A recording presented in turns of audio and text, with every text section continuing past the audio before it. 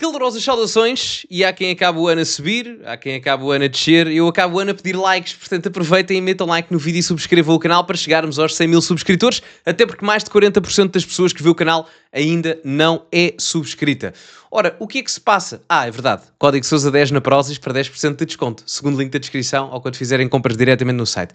O que é que se passa? Nova sondagem, apesar de estarmos em altura de eleições presidenciais, foi feita uma sondagem a fechar o ano, no caso das eleições legislativas acontecerem agora, não vão acontecer obviamente, até porque nem dá, mas caso isso acontecesse hoje, quais seriam os resultados? E temos aqui algumas surpresas que vamos desde já passar a ver e também vou dar-vos a minha opinião sobre as mesmas. Portanto, sem mais demoras, vamos começar. Estamos mesmo na reta final do ano. Bem sei que os olhos dos eleitores estão todos nas presidenciais, mas o final do ano é sempre um tempo de balanço e por isso nós quisemos também perceber em que ponto estão o governo e os partidos com assento parlamentar. Vamos lá a isso. Se as eleições legislativas fossem agora, este era o resultado. Voltava a ganhar a AD com 29,7%, seguida do PS com 23,1% e em terceiro lugar o Chega com 22,6%. Mas como é evidente, este resultado do Chega e aquele resultado do PS estão muito próximos e, portanto, estão basicamente empatados. Mais uma vez, seria difícil perceber qual dos dois ficaria em segundo lugar.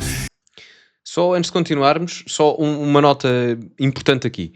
A AD teve 33% nas últimas eleições, ou seja, há aqui uma perda de 2-3 pontos percentuais que eu muito honestamente não creio que seja problemática para Luís Montenegro. Se eu fosse ele não me preocupava muito com isto, sempre com atenção, mas acredito que também tenha a ver com a própria conjuntura mediática da altura onde é feita a sondagem. Tivemos agora algumas peripécias mediáticas, foi a questão do pacote laboral, foi a greve geral, e isso momentaneamente afeta ou desgasta um governo. Outras coisas posteriormente vão acontecendo que depois podem favorecer ou não o próprio governo. Vai entrar em vigor o novo salário mínimo, que é um aumento, portanto isso pode favorecer a imagem mediática do governo, portanto não é uma queda que por si só numa sondagem seja particularmente preocupante. Estamos a falar de 2 ou 3 pontos percentuais dentro daquilo que é a margem de erro, apesar de estar a cair e ser uma tendência não só nesta sondagem, mas nas outras. No caso do PS e do Chega continuarem empatados, eu sou-vos muito honesto, vou dar apenas a minha perspectiva pessoal. Eu não me admirava nada que se fôssemos hoje a eleições, eu não me admiraria que o Chega desempatasse com o Partido Socialista. O que é que eu quero dizer com isto?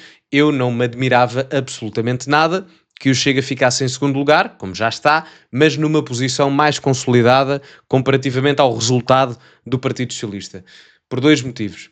Primeiro, e atenção, este primeiro motivo dependerá também do resultado das presidenciais, mas se Ventura vencer a primeira volta das presidenciais e for à segunda volta com um candidato qualquer, a macronarrativa do Chega é justificada, ou seja, estou eu, Ventura, contra tudo o resto que se vai unir para votar contra mim.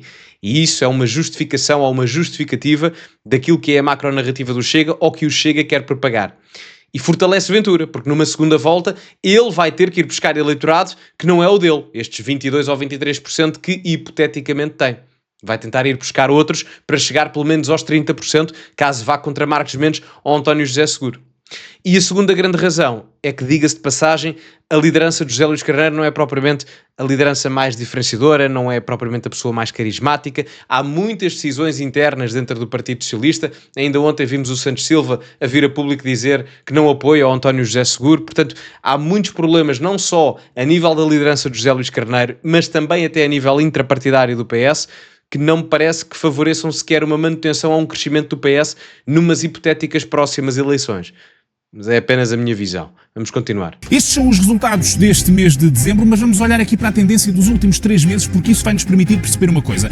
Perceber que o governo esteve com 34,5%, a AD no mês de outubro, subiu para um pico de 38,5% e agora está com 29,7%, ou seja, a tendência neste final do ano não é particularmente positiva. Há aqui alguma estabilidade do Partido Socialista, 25,2%, 26,4% e também aqui uma ligeira descida para os 23,1%. Quem está com uma tendência positiva nesta reta final é o Chega, que em outubro tinha 21,9%, teve uma descida acentuada no mês de novembro para 16,7% e agora recuperou bastante, está aqui nos 22,6% e, portanto, basicamente empatado com o Partido Socialista pelo segundo lugar. Vamos só fazer aqui uma vista rápida pelos outros. Antes de passarmos aqui para os restantes resultados, só quero fazer aqui uma observação. Reparem que temos aqui correlações. Reparem que quando o PSD cresce, o PS também cresce. Quando o PSD cai, o PS também cai. Obviamente que são sondagens, valem o que valem, mas é curioso porque se no caso da relação do PS com o PSD temos uma correlação diretamente proporcional, se um aumenta, o outro aumenta também. No caso do Chega é exatamente o oposto, temos uma correlação inversamente proporcional. Se um aumenta, ou se os dois aumentam, PS e PSD, o Chega tende a cair. Se os outros caem, o Chega tende a subir. O que é um pouco justificativo, se calhar justificativo não é, mas elucidativo daquilo que é a ascensão eleitoral do Chega. Quando o Bloco Central falha, emerge alguma coisa para ser a alternativa, ou pelo menos a manifestação do protesto contra a falta de qualidade do Bloco Central. Pelo menos estes poucos dados que aqui estão mostram um bocado isso. Não deixa de ser interessante. É apenas um segmento estatístico muito reduzido. Temos aqui apenas poucos dados, 9 resultados, mas não deixa de ser interessante. Não deixa de ser interessante. E também, para dizer isto, atenção, isto não é o resultado, eu há bocado falava da queda de 3 pontos percentuais, 3 pontos percentuais relativamente às eleições. Não relativamente a esta sondagem, porque depois as sondagens também variam muito, atenção. Mas relativamente ao valor eleitoral, o PSD caiu 2 pontos percentuais, que eles tiveram 32, 33 e agora têm 29, 30, portanto não é uma grande queda comparativamente às eleições. Agora, eu acredito que supostamente, segundo esta sondagem, a queda tem a ver talvez com a questão da greve geral e do pacote laboral, que o Chega aí aproveitou bem, no caso o Ventura. Não estou a falar da minha concordância ou não com o que é que o Ventura acha, estou a dizer do ponto de vista da estratégia eleitoral, porque o Ventura sabe que vai captar muito eleitorado de esquerda, em zonas do país que historicamente votam mais nessa mesma esquerda, outrora das narrativas proletárias, se quiserem assim, e talvez tenha capitalizado com isso. Tanto que o diferencial percentual que o PSD perde para aquilo que é o diferencial percentual que o Chega ganha não está muito longe. Portanto, não deixa de ser um dado particular. Vamos continuar. Vista rápida pelos outros partidos, porque há aqui também uma curiosidade, é que se olharmos para o resultado do Iniciativa Liberal e do LIVRE do Rui Tavares, vemos que os dois estão literalmente empatados à décima. 7,3. Isto significa que o LIVRE está a conseguir capitalizar o voto da esquerda, até porque se olharmos para os restantes partidos da esquerda, CDU, Bloco de Esquerda e também o PAN, estamos a falar de valores muito baixos. Os votos brancos nulos estão aqui nos 5,6% e os indecisos, estes resultados já têm a distribuição proporcional dos indecisos, mas eles existem, são 7,2%. Eu sou um pouco cético relativamente a isto. Se João Coutinho Figueiredo fosse o líder da Iniciativa Liberal, a Iniciativa Liberal não tinha 7%, tinha para aí 11 ou 12, talvez mais. E isso vai-se comprovar agora no resultado que ele, João Coutinho Figueiredo, tiver nas próximas eleições. Ele nas europeias já teve 9% e acredito que agora tenha mais do que 9%. Se tiver entre 10% e 15%, reparem, a Iniciativa Liberal teve 5% nas últimas eleições. Se o Coutinho Figueiredo tiver 10%, já é uma duplicação do valor partidário eleitoral que ele próprio, ou melhor, o partido dele representa. Ou seja, o Coutinho vale o dobro do partido que tem, eleitoralmente falando, caso consiga isso. E foi o que aconteceu nas europeias. Teve o dobro do que o partido dele teve. Se pela mesma analogia fizéssemos essa comparação, se a IEL aqui tem 7% e o Coutinho fazendo uma duplicação do seu valor eleitoral partidário, poderíamos estar a falar de uma Iniciativa Liberal claramente a descolar para uns 12, 13 ou 14%. Eu não me admirava nada com o Coutinho Figueiredo, acho que isso era possível. Com Mariana Leitão, Rui Rocha ou com outra personalidade que não seja tão mediática e com tanta qualidade política como Coutinho Figueiredo, isto pode acontecer. E eu até vou mais longe. Eu não admirava que futuramente, caso não haja uma mudança no estilo de liderança da Iniciativa Liberal, não é que eu acho que a Mariana Leitão esteja mal, não, mas acho que ainda não está no nível diferenciador, muito honestamente, acho que falta qualquer coisa. Voltamos à questão Coutinho Figueiredo.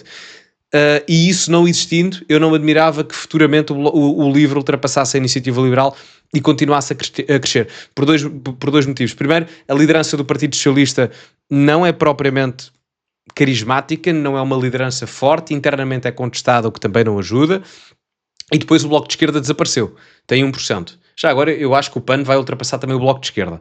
A CDU não tem muito a dizer, é sempre o mesmo eleitorado de base, as sondagens dão sempre quase a mesma coisa, portanto não há muita análise a fazer ao PCP. Mas eu não me admirava que o LIVRE crescesse mais por estes dois motivos. A liderança do PS não é propriamente uma liderança forte e há muita gente da ala mais à esquerda do PS que simpatiza ou votaria facilmente em Rui Tavares, e porque o Bloco de Esquerda tem uma liderança nova, José Manuel Pureza, que não está no Parlamento, está muito descredibilizado, não o José Manuel Pureza, mas o Bloco de Esquerda, e complica muito a vida a um partido nessas próprias condicionantes.